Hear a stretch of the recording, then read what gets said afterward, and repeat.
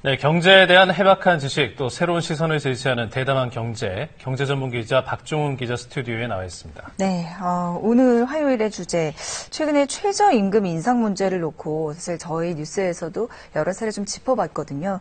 이 재계와 노동계의 갈등이 일고 있는데 최저임금에 대한 새로운 시선을 제시해 주신다고 들었어요? 네, 이 직장인들에게 임금이 오른다. 이게 정말 기쁜 소식이라고 할 수 있는데요. 그런데 우리나라에서는 조금 그렇지 않은 게 25조 원 영업이익을 내서 사실 굉장히 많은 이익을 받던 삼성전자가 임금을 동결했습니다. 예. 이 삼성은 이 저성장 등 우리 경제를 둘러싼 환경이 그다지 밝지 않다. 이렇게 본 것 같은데요. 이 삼성 등 다른 계열사들도 좀 동참하려는 움직임이 퍼지면서 다른 기업들로 확산되고 있는 그런 상황입니다. 자, 그런데 우리와는 달리 또 다른 나라에서는 이제 임금 인상 열풍이 불고 있다고 들었어요.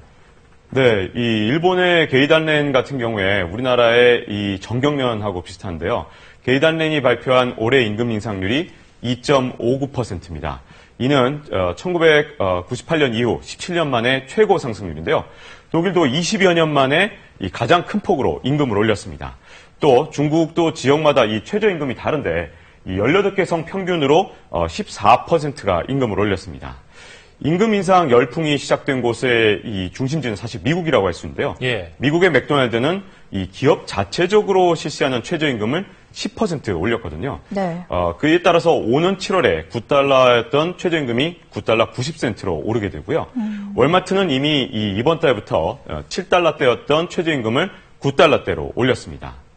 이 미국의 글로벌 기업의 이 자발적인 임금 인상 열풍 속에서 오바마 대통령은 이 최저임금을 7달러에서 이 10달러대인 대폭 올리는 방안을 추진하고 있는데요. 예. 이게 한 40%를 한꺼번에 올리는 그런 방안입니다. 근데 미국 기업들 같은 경우는 그럼 임금 인상하는데 뭐 동의를 하고 있는 건가요? 미국 부유층이 아무래도 좀 반대를 할 것이다 이런 생각이 좀 들기가 쉬운데요.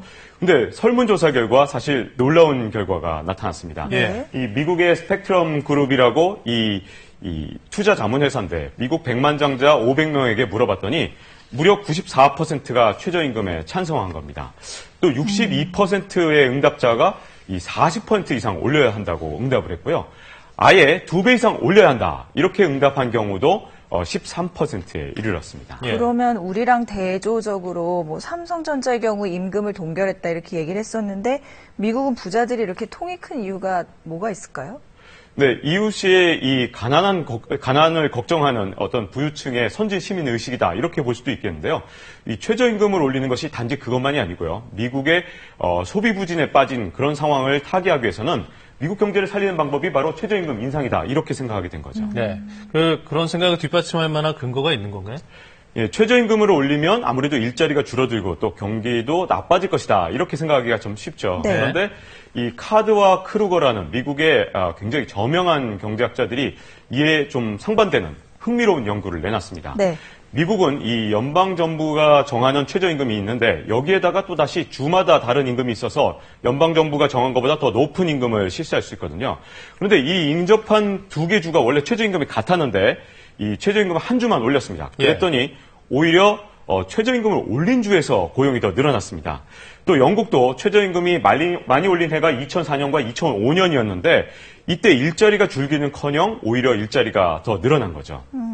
그럼 지금 보여주신 것처럼 CG에 나온 게 이제 미국의 경우에도 최저임금을 인상한 주에서 고용이 증가했고 영국도 최저임금을 가장 많이 올린 시기에 고용이 증가했다. 이게 얼핏 솔직히 잘 이해가 되지 않는데 어떻게 이런 현상이 가능한 건가요? 네, 이유는 아주 간단한 이치에 있는데요. 일단 해고를 당하기가 좀 꺼려지게 된 근로자들이 좀 더 열심히 일해서 이 생산성이 높아진 측면도 있고요. 생산성. 또 소비가 늘어나면 이 경제 활성화가 되기 때문에 그 경제 활성화로 통해서 결국 기업가들도 혜택을 받다. 그래서 이런 측면에서 다시 경제를 살린 거죠. 네. 실제로 그 미국의 많은 경제학자들이 임금 인상하는 거, 최저임금 인상하는 거에 대해서 지지를 하고 있다면서요? 네, 경제학자들이 사실 이제 정확하게 이제 반반 갈려 있는 상태인데요. 근데 2006년에 650명의 경제학자들이 최저임금 인상을 지지하는 성명을 냈습니다. 예. 이 가운데는 노벨 경제학상 수상자들이 5명이나 포함되어 있었거든요. 네. 이 전 세계적으로 소비 부진이 지금 심각한 상황에서 최저임금을 높이는 편이 경제에 더 이롭다 이렇게 판단을 했다고 볼 수 있죠. 네.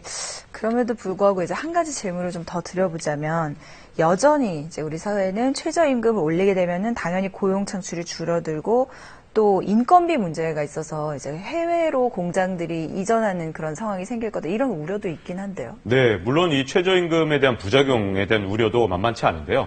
적어도 이 선진국들이 경기 불황 속에서도 왜 앞다퉈서 최저임금을 올리려고 하는지 그 이유만이라도 면밀히 검토해보는 것은 필요하지 않을까 이렇게 생각이 듭니다. 네, 자 각국의 최저임금 인상 열풍에 대해서 박종훈 기자와 함께 짚어봤습니다. 고맙습니다. 네.